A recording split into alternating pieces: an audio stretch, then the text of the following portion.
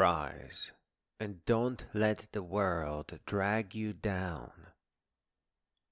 Oh, you are never to see another human in negative light unless negative is all they do. And if that is the case, stop speaking to them. Do not play their games. Do not try to fight them. If you ever ask yourself what bullies want from you, it is to make you a bully too. They want you to hurt them. They want you to throw the punch. And they want you to win. They want you to snarl like they snarl. They want you to be like them so that for a moment, as they corrupt you, they can feel normal again. I am one of the last remaining shit-kicking Boy Scouts. No alcohol, no drugs, and no friends. Nobody likes a Boy Scout. The universe does have a sense of humor, though. One of the first things at my gym was boys accusing me of using drugs. I was a fat guy, I wasn't really muscular. But one of the boys pointed at my water bottle and said, "That's his gear." That's the gym slang for drugs. But that was my nasty, cheap energy berry drink from the supermarket. It was the only time I ever tasted the devil's ass. I now make my own, much milder drink mix, and with electrolytes. Oh, even after all those years, I am still overweight. But I made great progress, and I work out very hard. Shortly thereafter, another boy said, "I wonder what we would find if we tested his bottle." Rice flour. It's used as a buffering agent to slow down the release of the energy mix. Then a very cute couple, noticed me drinking green stuff, and that was just a little bit of mouthwash, as I had to go to the dentist because of a broken tooth and I didn't want to smell. Last year, a young lady stood by my water bottle filming the rice flour for something like 45 seconds. And again, what is in your bottle came up yesterday.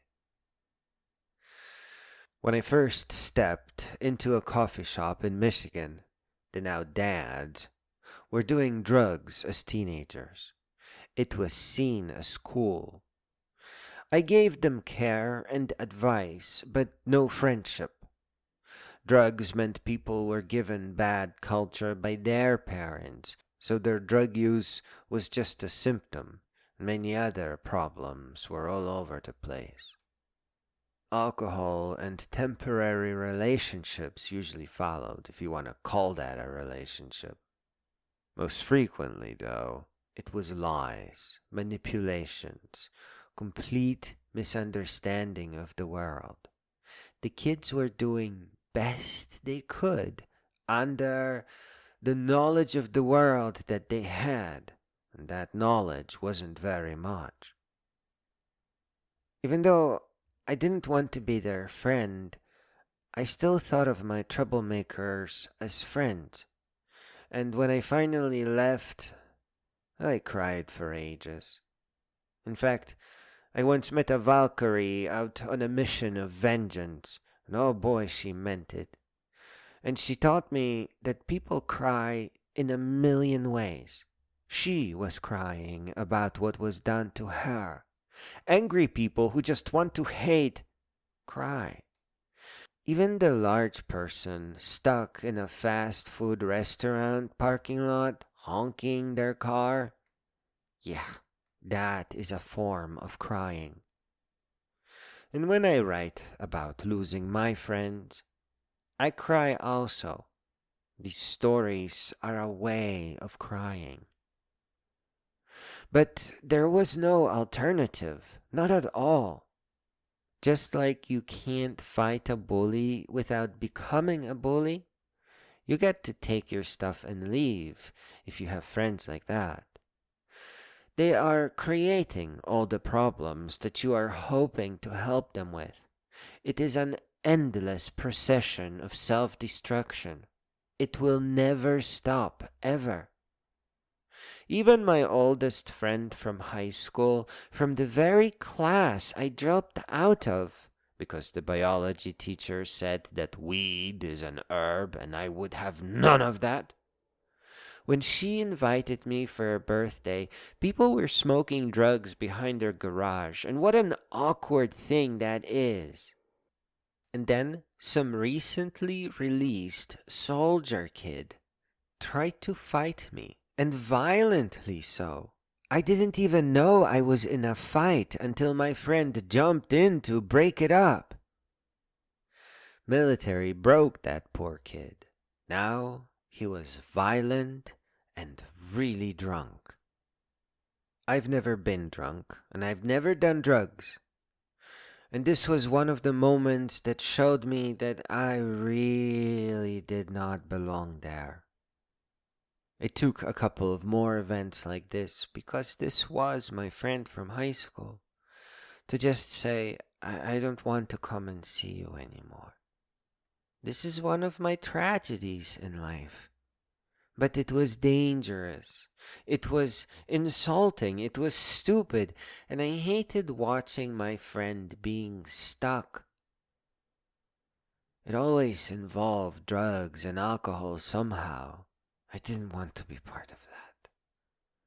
Each time I visited my friends, they were deeper away from who they really were supposed to be. They were very brilliant people. Those drugs are still stupid, but where I live, they are dangerously legal now. And there is even a dispensary some 3 minutes from where I live. You see why I am being accused of having weird shit in my water bottle. Parents have betrayed their children. But some, and thankfully, will fight the fuck back. And I remember really well when my school friend became an addict. This was still when everything was illegal. I remember the exact words and intonation. It was her uncle, and he said, "You're old enough now." He made it sound like it was rite of passage, but he was just coping with being a fucking loser and an addict. She tried to stop a couple of times, but all her friends did it, and life was stressful. She eventually saw me as the one that is odd. You see, abandoning my friends was the loudest thing I could say to them. It was my final protest. They wouldn't listen to me otherwise. It was best for all. Even without legalization, you may be faced with a smelly turd like my friend was. And you have to treat them like a bully. You have to understand that they are trying to make you one of them so that they can feel normal. But the only way they could ever become normal again is by going to rehab. You have to learn to resist and to walk away. You must protect your mind and your future and the minds of your children even. You have to protect your dignity. And you have to speak loud and clear when describing people trying to get you to use drugs. They are not your family. They are not your friends. They are your destroyers.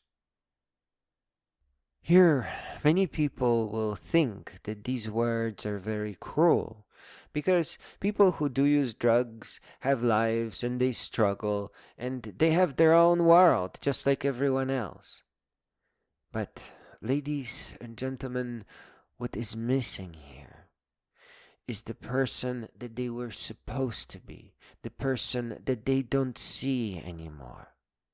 We are all extremely beautiful creatures, and we are each meant to become a brilliant, beautiful, great being.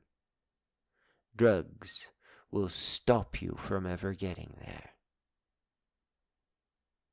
Yes, many users will be deeply offended, but I am only reminding them of who they once were. I'm asking them to go to rehab and grow into powerful and noble, dignified adults who now can serve as inspiration to children and those who lost their ways. No one is meant to become a creepy uncle that destroys the most brilliant within young people. I am a big fan of the West Point Cadet Code. A cadet will not lie, cheat, steal, or tolerate those who do. That last part is my favorite part. It asks you to rise, to reject the troublemakers. Those of you who have already crossed the line, I ask you to be more than just offended at what I am saying to you. I ask you for rage, for fury, for the most powerful within you, so that you have all the energy you need to challenge life rather than let it bend you. Go shopping. Get a backpack, 3-season tent, and especially a little pink shovel. And go. Go walk the Appalachian, Pacific Crest, and Continental Divide trails. Learn to say no. Learn to keep moving. And when you make it to the end of your third trail, become a guide so that others may follow in your footsteps. The rest of you, yes, rain your fucking wrath, because this is a matter of your existence and the integrity of your mind. You must learn to rise to no end. Hang on 10 minutes more if that's all you got. But learn to walk away as soon as you can and start a new and better life. I don't know what drugs do, but I can tell that they make your life pass you by. They not only make you need more drugs, but trick you into thinking that you can't live without them. You have to rise. You have to learn to grow, and grow all the way up until you become a great, brilliant being. You'll know what to do from there. But until then, rain your wrath, kicking and screaming.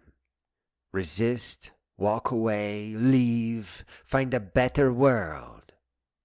Understand that the reason why people want you to use drugs is because they regret starting them.